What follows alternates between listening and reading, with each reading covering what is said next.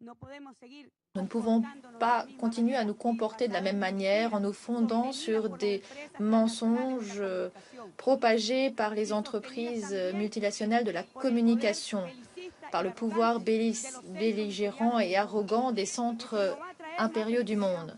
Le peuple syrien ne va pas s'en trouver plus heureux. Nous devons respecter le principe d'autodétermination des peuples, le principe d'intégrité territoriale, le principe de souveraineté. Parce que sinon, nous célébrons le 70e anniversaire des Nations Unies, mais notre discours est entièrement différent du contenu de la Charte des Nations Unies. Alors pourquoi sommes-nous là? Nous sommes là pour traduire dans les faits ces principes et ces objectifs, parce que c'est ainsi que l'on peut contribuer à l'édification d'une humanité et d'un monde plus sûr et moins violent. Si nous souhaitons vraiment lutter contre le terrorisme, aujourd'hui en Syrie, il y a plus de 500 groupes terroristes. Par qui sont-ils financés? C'est une réponse qu'il faut apporter. Qui les entraîne? Qui leur apporte un soutien logistique? Ce sont des cycles vicieux, impérialistes. Ce sont des cercles vicieux qui détruisent les nations, les États et qui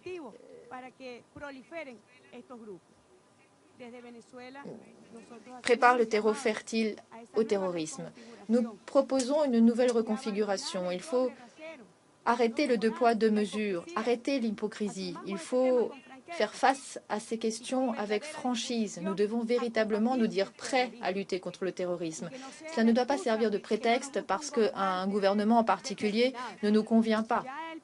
Le printemps arabe a eu lieu, nous savons ce qui va se passer. Nous devons cesser d'emprunter ce chemin faux